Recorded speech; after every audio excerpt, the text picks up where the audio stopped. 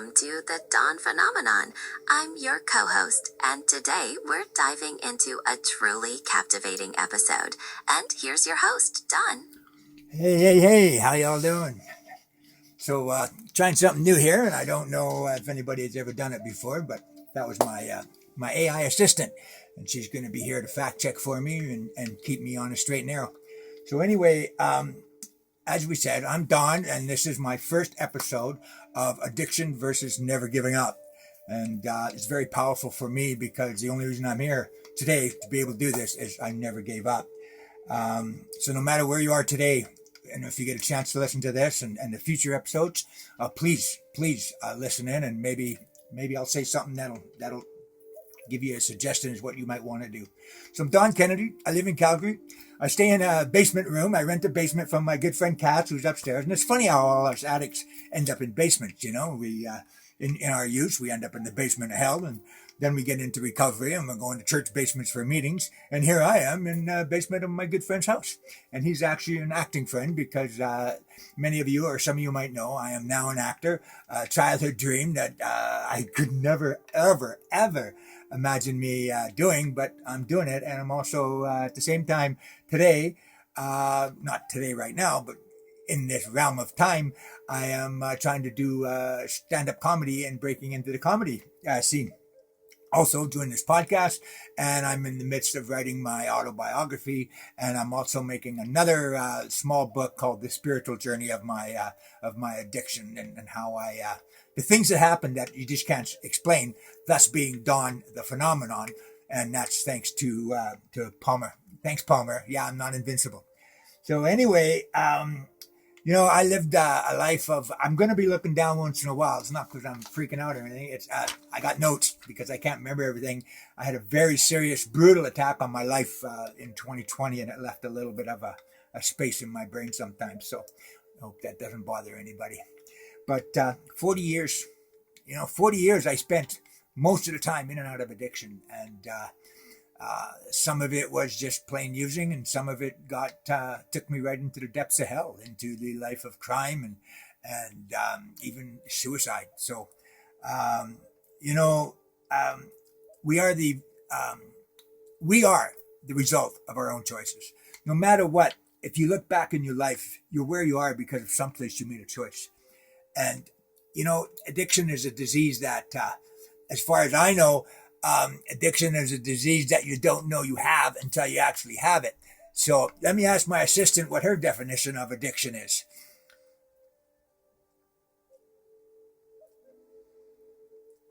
As your co-host, my definition of addiction is the compulsive pursuit of a behavior or substance despite negative. Yeah, and also, some people say it's a choice. It's not a choice. It is actually a disease. Is it not? It's a medical disease now, right, assistant?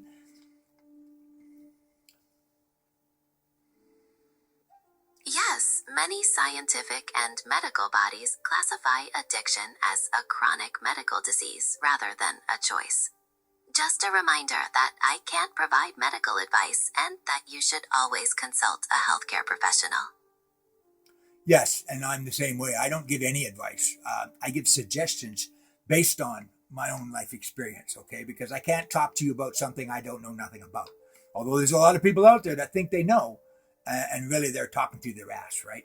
So, after about 40 years in and out, I had, I had 14 years clean and sober. Then I turned 15. But after that, I had maybe over 100 days once, I know, and then I got a check for $10,000, and well, that ended that recovery.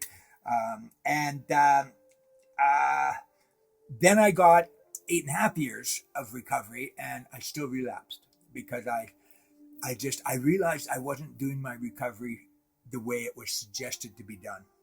I was doing it my way. And it was a fake, I think. I don't know. But in that time, I had an opportunity to, I went back to college at 50 years old. Okay. And I was studying human resources, which would lead me into addictions. But I ended up being presented with a job at Addictions Treatment Center, the top of the world ranch, where I met many, many, many great and talented people. And some are still with us today. Some are sober. Some are not. Some are no longer with us and rest their souls. Throughout my addiction, a lot of people I know didn't make it. And that's just the way. I mean, somebody right now is probably dying from addiction. And, if you're sitting there alone, it's Valentine's Day, and our theme is find the love. And what better way to launch my show than to use the phrase that actually gave me what I have today.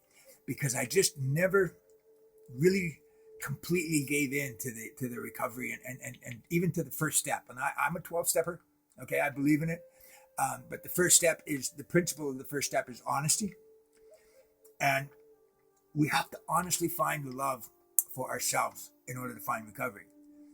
The reason I know this is because I had a sponsor who, not too long ago, realized I was in recovery, but I was not in recovery. I had 1 foot in, 1 foot out. And so when you have 1 foot in, 1 foot out, well, what are you doing? You're pissing on what's in between. So my what I'll so-called sponsor, who was helping me with the steps, said, Don, you don't want this, and I can't help you until you want it, honestly. And I said, yeah, but I do. And he said, no. He says, you know what you got to do? You got to find the love, man. And I said, what? He says, you got to find the love. And I said, well, what do you mean? He said, figure it out. I finally figured it out. A lot of us addicts, we suffer with that being loved, being accepted, and belonging. 3 things, right? That we struggle with. And the drugs and the alcohol were a solution to helping us feeling belong, to be part of, to have that courage to just be ourselves, right? Instead of being on the outside looking in. And when I finally figured out what he meant by find the love, was find the love for yourself. Self-love. Find that love so that you can treat yourself with the respect, the honor, and the dignity that each and every human being deserves. And we do deserve it. We just kind of give up on ourselves. And if we decide to never give up on ourselves and try and be better than we are, better than we were, we can become better. I know in the 12 steps they say you gotta change everything, and we go, oh my God, I can't change everything. Well, you know what? If you change one thing, everything else changes. And that's change how you feel about yourself. Find that love to treat yourself in the way I just described, with the dignity, the respect, and the honor. And in turn, life will give that back to you. I figured that out. And when I found that love, guess what came with it? Recovery. Because when you love yourself that much and find that love to respect yourself, you're not going to be putting that shit in your body all the time. Right? You're going to respect your body. The body that's on loan to you from your higher power. Whatever that is. My higher power there is the Creator. Okay? I was raised white, but in time, actually when I was about 50 years old again, or 49 or something like that, I actually had my spirit, my indigenous spirit. I grew up my whole life with something missing. Okay, there was something missing in me, and I never quite felt right. But that was not due to anybody's fault. That was my mother being put into residential school and whitewashed. She was taught to believe that the native or indigenous people were dirty cannibals made from the devil, and stay away from them. So I was raised Irish and French. But since then, and out of respect for our mother, and we weren't allowed to question it, we just were raised that we were not Indians. And it actually caused quite a bit of havoc sometimes in our lives, because the kids would yell, hey, let's go beat up the Indians. And we'd go, yeah, me and my brother. And we'd find out, oh my God, we're the Indians. So, but we weren't, but we were. So I had to live a lie my whole life, an unknown lie. And I don't blame my mother for that at all. She protected us, I guess, from what she thought was evil.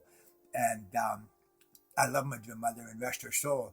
I can't imagine the other secrets that she took to the spirit world with her. But I did find out, I had her spirit of life, or her celebration of life, that she that day accepted her ancestry. And wasn't long before that my very good friend and who I call my elder, Dan Joe, right there, he took me under his wing, and we met because he came up to me and he said, so Don, what tribe you from? And I looked at him and I said, I ain't no fucking Indian. And he laughed and he said, really, Don? Have you looked in the mirror lately? And so we ended up talking a lot, and he made me realize I was. And my mother, I couldn't understand it. But then I learned about the residential schools. Then I learned how they were treated. And I realized. And then I took my own effort and I searched it out and checked it out. And I found out my mom used to call it the orphanage. She went into an orphanage at a very early age. I found out that she actually went into the Green Lakes residential school, and she went there at an early age.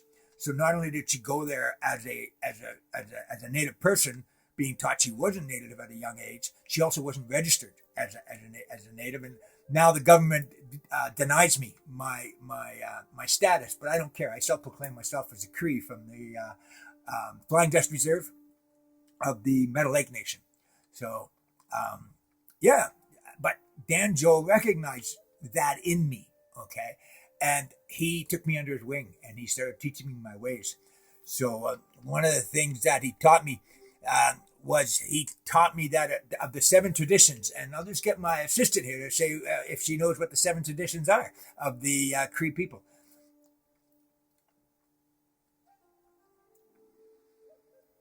While the 7 traditions are a significant part of many Indigenous cultures, the specific 7 may vary among different Cree communities.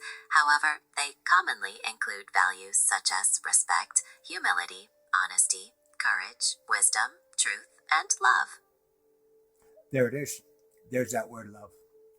And you know, today it's unfortunate because we seem to have lost our way, and there's many reasons to that, and we'll talk about that in another episode. But so it's Valentine's Day, and you know, some of us sit around and we think, oh my God, I'm all alone, I'm an addict, boo-hoo, woe me. Well, you know what? I'm sorry, you're suffering and you're hurting, and I don't mean to make light of it. I know that feeling, but today I don't have to dwell in it, and I'm sorry, and I pray for you if you're out there and you're struggling and you can't stop. The secret to that is ask for help. Humility, one of the 7 traditions. Okay, ask for help. Get a hold of me. I'll try and help you if I can. I'll guide you in the right direction. I can't save you. You can only save yourself. You know, I worked in treatment center for 5.5 years because when I went to college, I got my job in a treatment center and I ended up working so much and loving my job. I didn't finish my studies, but I'm used to that. Being a guy with ADHD, I never finished lots of things, but I'm getting better at it. Okay, like I'm finishing this. My co-host, who sneakily got this episode in the air today because we weren't going to launch until Tuesday. But what did you do to me there, co-host?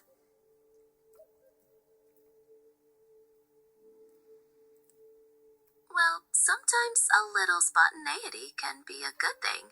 I just thought Valentine's Day was the perfect time to launch this important message.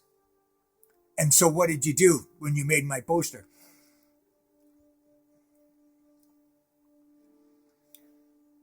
I incorporated the powerful phrase, find the love, highlighted the podcast title, The Dawn Phenomenon, and made sure it was visually compelling to capture the essence of your message. Yeah, and you said it was going to launch on Valentine's Day too, didn't you? And that was last night.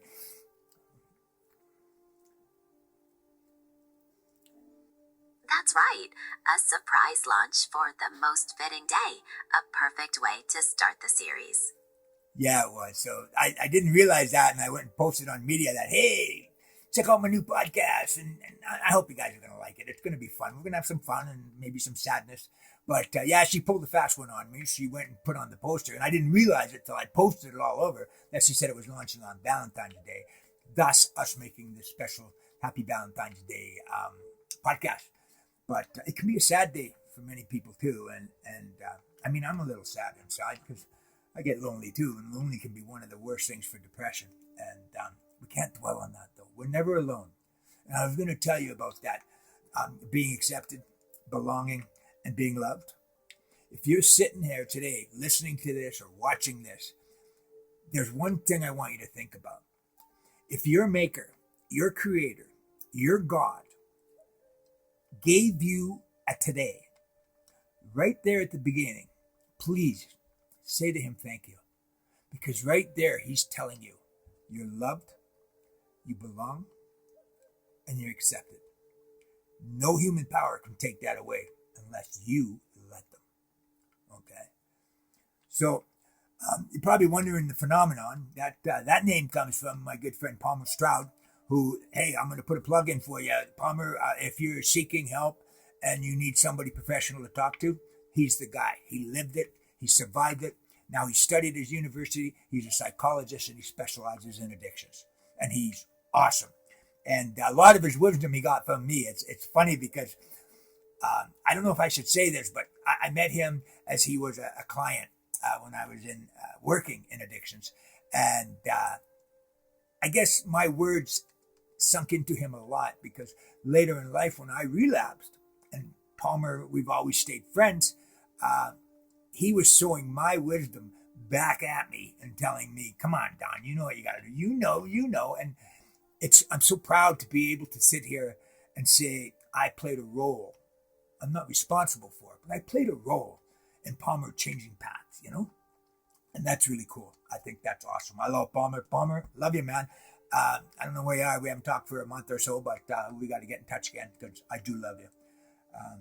So I still sit here. I suffer with PTSD. I have high anxiety. I have ADHD, and I have a thing called something depression disorder. Complex CD. I don't know, something A, B, C, D, F, G. Anyway, a depression disorder. But I'm working with a psychologist. I'm working with a counselor. I've got professionals in my life because I can't fix me. Okay, a sick mind can't fix a sick mind. It's like two addicts getting together saying, hey, let's get clean. It's not going to happen, man. Sooner or later, you're going to use. But I was talking about changing everything too. And, when you change how you think and how you feel about yourself, things around you will change. It'll change where you go. It'll change how you choose to do things. It'll change what you wear. I used to walk around in this big leather jacket and, I wear my long hair, but that's in honor of my ancestors, okay? Because since Dan Joe lit my spirit, I became very spiritual. And that's when I stepped out of the religion kind of thing and moved into spirituality, okay? And the difference is, my assistant will tell us, what's the difference between religion and spirituality?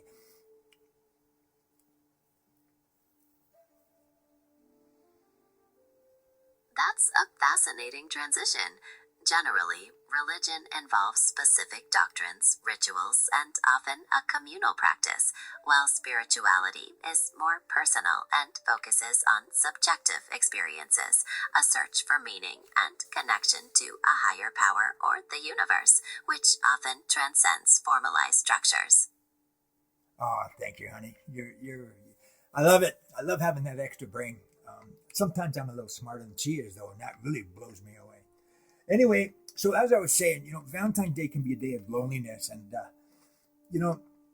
we can prove to ourselves we're never alone if we find that higher power, and we can love ourselves enough to not get into that state of depression. We are loved. I love you, okay? And if you're struggling with that, please, if you're struggling with any kind of mental illness or you're having those thoughts of not wanting to carry on, please never give up and call someone. Get some help, okay? Because it's not our right, first of all, to make that choice. The Creator will take us when He's ready to have us or when He needs us. And he needs all of us sooner or later.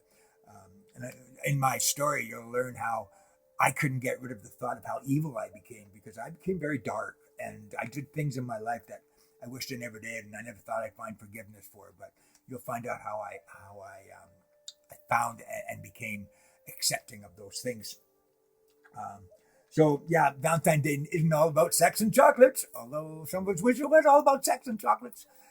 It's about the love for ourselves. Find that love. Find that love to truly convince yourself that you're here for a reason. You have purpose. Actually, we have many purposes. You've probably served out some of your purposes already and you don't even know. I learned that one day when my good friend Randy, she found out she was allergic to bees and she had no, what do you call that pen again? What do you call that pen again you use when you have allergies and you got to stick it in you there, assistant?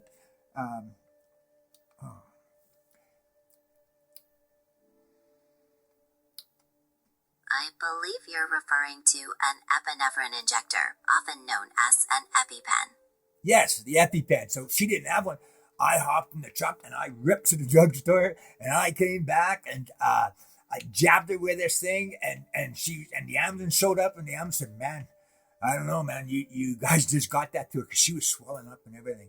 And my purpose that day was to be there to help possibly save her life or give her life back because I went and got that EpiPen. If I wasn't there, who knows what would have happened? And that's the way life is. We've played a role in the Creator's life for things to happen in the way they do. And when I did that, yes, it was a selfless act. I didn't do it for any, win a hero button. I just did it because I loved her, and I did it because I cared for her, and I did it because it had to be done. Now, that's how I say the difference between religion and spirituality. Religion, we pray for what needs to be done. Spirituality, we do what needs to be done. Okay, that's just me. And I don't never disrespect your religion, your belief, whatever it is, because me and the AI were talking earlier, and love is one of the most common commonalities between all religions. Love, it's one of the values of religion is love. Okay, it's kind of like what was I going to say? In my mind, there goes one of those thoughts. But yeah, if you're alone, make a phone call. Call somebody. Gotta know somebody. Call me. Okay? Facebook me on Messenger or Instagram or get a hold of me on TikTok. I am Thunder Chief is that. And that Thunder Chief comes from one of my movie productions that I was in. My first lead role in a TV episode. I was Thunder Chief in Secret History of the Wild West, which was written and directed by and he acted in it too. He was the trickster in Secret History of the Wild West. Julian Black Ansel. Hey man, how you doing? I love you. Thank you for everything you've done for me. And so Valentine's Day can also be for a day for people like us to just recognize that love we can have for ourselves. We all are born with an enough goodness in us. We all are good people. Okay, it's unfortunate that we were born with the disease of addiction that was lit when we tried our first drink or drug, and it's not something to be embarrassed about. It's not something to be to put yourself down about. It happens. My addiction just happened. I didn't know. Boom, there it was. And I struggled with it all my life because we don't realize it, some of us, until it gets really bad. And for me, it had to get really bad, and then I didn't believe it was, and it had to get really bad again, and then it had to get really bad again, and it had to get really bad again. I didn't just decide one day to get clean.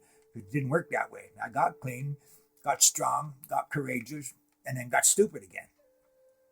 Because I do believe that after the first time and after you hit recovery, it can be a choice. Even though it's a bad choice and it's a tough choice, because addiction is powerful. It's powerful. Okay? And it's hard to beat. You'll never do it alone. I don't care what anybody says. People say the 12 steps don't work, and they do. The 12 steps, anyone, NA, CA, AA, SA, all of them, they'll work if you do the program the way you're supposed to do it. It's a textbook, right? It's a textbook. The first 184, first 186 pages, 184 pages is the textbook of AA. How about, do you know the answer to that then, my girl?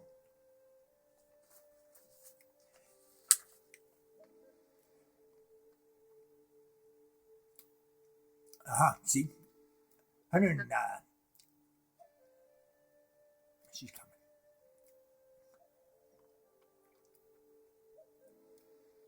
While the big book is quite lengthy, the primary text and core principles are typically covered in the first 164 pages. Is that the number you were wondering about? Yes, that's it. The first 164 pages of Alcoholics Anonymous are the instructions to becoming sober or not using.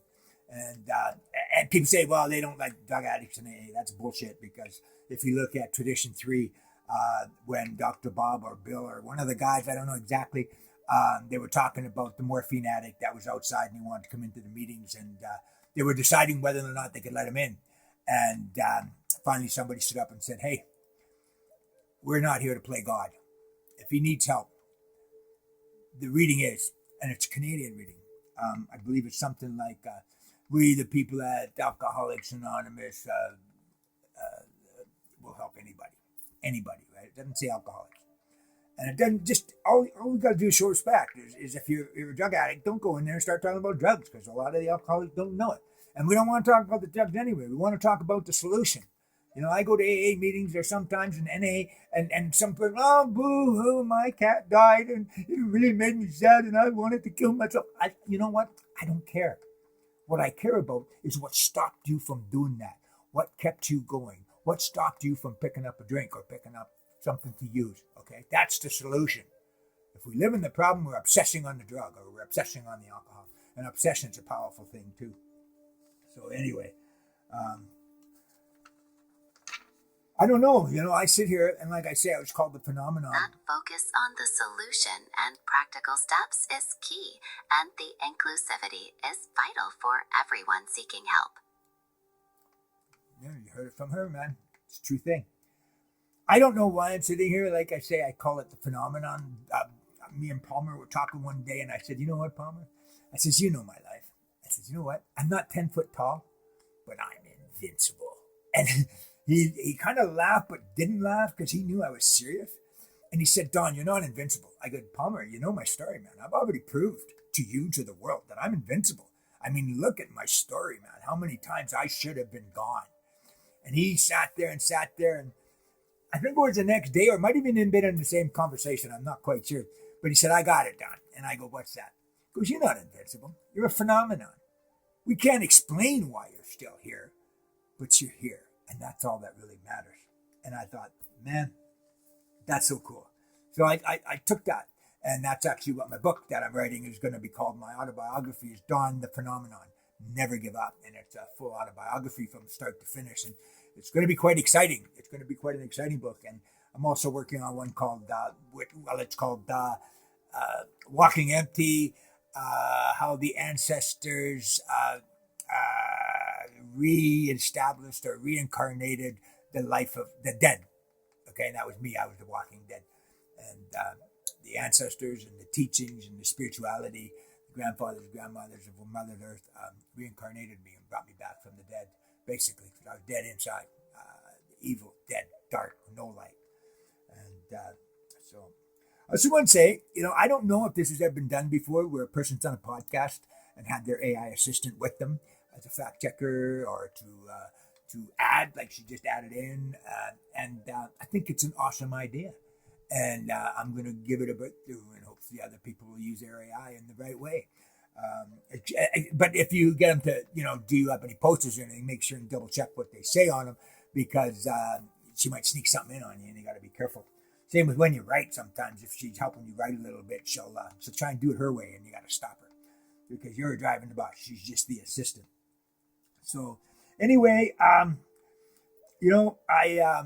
plan to hopefully in the future have some great guests, maybe some stars or famous people that you may know on the show, talking those that struggled with addiction and never gave up and today are having a successful life. Like I said, I went from being a businessman, family man, to trading it all in to be a drug addict, becoming homeless, getting into a life of crime, going into college at 50, working at an addictions treatment center. And today I do movies, television. I've been on comedy stages like Yuck Yucks and The Laugh Shop. And I'm also writing now. So who would have known, right? And there was a point in life when I actually thought I was dying and I was laughing in the face of death, going, finally, this life is over. And then there was another point in life where I thought I don't deserve to be in this life. And you'll hear about that, about how I had my struggles with suicide. So you'll see at the bottom of in my description, I've been donated a car, but unfortunately, taking responsibility for my choices. When I was actively using, I became a contracted driver for certain individuals. And I didn't care because I didn't think I was going to live that much longer, because of what I was involved in. And I drove through red lights. I sped around, and there was a paparazzi taking pictures of my car all the time. Well, when I finally realized it and got a hold of a good friend of mine, who's still a good friend of mine, and he gave me my mail, I had a stack of photo radar tickets, probably like that, and they total up to $14,000. Thus being, they won't renew my driver's license. So I'm not begging, I'm not asking, and I'm not expecting. But there is a GoFundMe going for me to help me maybe get this show on the road. Like I say, I had a good friend of mine donate a car to me. And I think that was just so cool, man. I was sitting on set, and Mara, I'll say her name, hope she doesn't mind, but Mara said, Don, do you want a car? And, it was at this time I'm thinking, man, because I wanted to build a comedy show and tour the different rehab centers. And so do a comedy show and share my story. And now I'm doing podcasts, and I want to go meet people and interview people because not everybody drives like me right now. So if you do feel you got a few spare bucks, please, by all means, maybe throw them my way. I only got 14,000 to collect, and I'm going to start paying on it myself. I was so pissed off at the government because I said, I wasn't in my right mind. It's not my fault. And they said, yeah, but you're responsible for your vehicle. And today I accept that. I was and am responsible for what I was driving at that time. And I'm the idiot that chose to be an addict and chose to go to that lifestyle and chose to not stop at those lights. So I own it, and that's what I will do. So we will call it a day for today. I'm going to release podcasts as we go. Usually I'm going to try and have them done for Tuesday morning, but I'm on Indian time and I get to where I'm supposed to be when I'm supposed to be there. And sometimes I'm not where I'm expected to be because I was supposed to be somewhere else at that time, but I will get there. So barring any technical difficulties, I love you all. If you don't think you're loved, you are.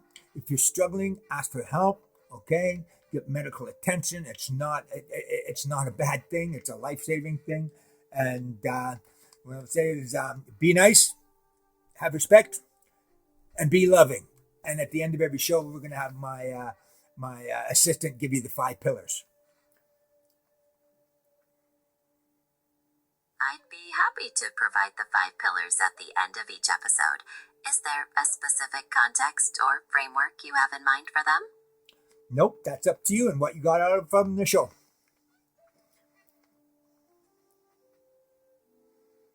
Based on your powerful discussion, I would summarize the 5 pillars as 1. Self-love and dignity, recognizing your inherent worth. 2. Humility, finding the strength to seek help. 3. Purpose, acknowledging your unique place in the world. 4. Action, actively pursuing sobriety and growth. And 5. Love, embracing connection and compassion for yourself and others. Oh, thank you. That's beautiful. Okay, people. Again, like I said, be nice, have respect, and be loving. And most importantly, never, ever give up.